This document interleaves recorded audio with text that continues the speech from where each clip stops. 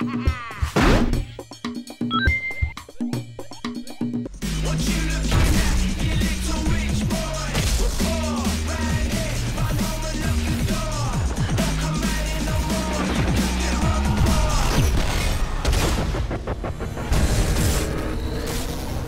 EA Showcase, Fuse.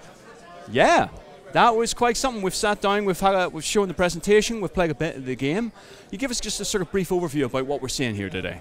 Sure, yeah. Fuse is a 4-player cooperative-based game where you have 4 different characters that each have their own unique weapon. And these weapons are based around an alien substance called fuse. And essentially fuse can be combined with any earthly substance and awfully creates these very devastating results. So we've got Dalton Brooks with his mag shield, which is fuse mixed with ferrofluids. We've got Izzy Sinclair with her shatter gun, which is fuse mixed with black melanite. We got Naya Devereaux, which has the warp rifle, which is fused with antimatter. And then we've got Jacob Kimball, who uses fuse and liquid mercury for his arc shot. So 4 very distinct personalities, 4 very distinct weapons to use. Now, bringing the co-op, doing a co-op shooter, all right? There's certain hurdles you must get over, and one of them is to make it a very interesting, entertaining, and very unique spin on a genre that obviously is quite crowded. How have you guys sort of approached that? Was that the initial thing from the project? Let's make these 4 distinct personalities, these 4 distinct weapons? Yeah, absolutely. From the ground up, we wanted to create a fun, cooperative-based game and really give each character their own unique roles and personalities. So the fuse weapons really facilitate that. You've got Dalton Brooks, who uses his mag shield to push forward as the tank. Jacob Kimball will hang back with the arc shot because he's a distance damage dealer. Izzy can use her shatter gun to rise enemies up out of cover. She can also heal them from afar. And then we've got Naya Devereaux, who plays the more stealth role, and she can go invisible. And so, essentially each character is used in a unique way, which creates a very unique experience. Now, how have you guys sort of approached, what is the structure of the game? Is it a sort of mission type thing?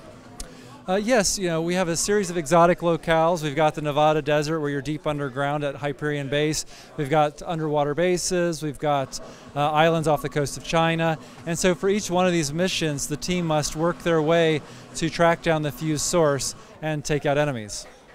How have you guys approached the design aspect for the look and the feel of the game? Well, we want to have a very fantastic world, very fantastic characters. Fuse, is, of course, is a very extraordinary thing, and we're exploring how it gets into the hands of humans. And so, we have real-world settings, so we're not like Ratchet and Clank where we're going off to different planets, but at the same time we have very fantastic elements and some fantastic settings. Now, with the fuse as a material to be used, to be weaponized, have you guys just been studying scientific journal and whatnot to spark some ideas for inspiration?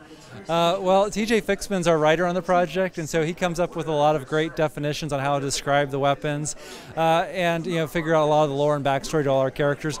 We have a great engineering team who are very brainy, and they know a lot about space and science and all that stuff, so we oftentimes call on them. Now, all the weapons complement each other, all the abilities complement each other. So how's it been developing that, making sure that everybody's got their own specific place in the team? Yeah, well, the key is to give everyone a unique role and giving them opportunities to shine. So there might be a situation where there's a lot of close-range enemies, and that's where Dalton can bring out the mag shield and blast them. But we didn't want to lock people into these individual roles, so we wanted to give them some player choice. And so they could do that by progressing each character and making decisions on how they want to play them. If they want to play Dalton and be more long-range, they can upgrade their burst rifle and stand at a distance and have a shield in front of them while they pick off enemies. At the same time, we let people pick up different weapons that fall to the ground. So you can pick them up in the field, and maybe you want to pick up the sniper rifle and be a sniper for a while. So that way, you always have your standard role that you can always rely on at any point, but then you can mix it up by picking up weapons or upgrading your character. And given that in a 4-player game, if one person goes down, that's it for the squad. How did you guys decide whether to implement that or not? Did that just seem like the correct thing to do? Yeah, it's a very simple rule for everyone to understand, and it really forces teamwork. Everyone's watching each other's backs, and they make sure that nobody goes down. When you have stakes like that in the game, it makes it feel very thrilling and the gameplay more meaningful.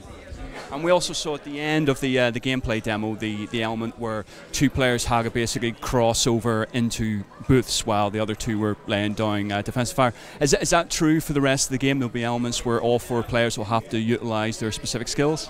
Yes, throughout the game we have these security sections where the heroes are going to have to make their way through and use their fuse weapons to shut down turrets and shut down laser fields.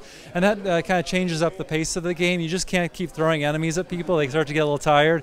And so it's a nice, very light, puzzly way to get the team to work together and push through those kind of challenges. Where are you guys right now, and what's the roadmap between now and release? Well, essentially, what we played here was a pre-alpha build. We're still doing a ton of polishing. We're, updating a lot of the look of the game, and we're tweaking stuff as we go along. We've got a new engine, new tools. We're making the game for the PlayStation 3 and Xbox, and so that's definitely a new challenge for us. But it's very exciting. We're going to reach a lot more gamers. I would say, is any sort of nerves with showing your baby to the world? Absolutely. It's all very new, and we've developed new franchises in the past, like Ratchets and Resistance, and every time it's a scary feeling, when you present it for the first time.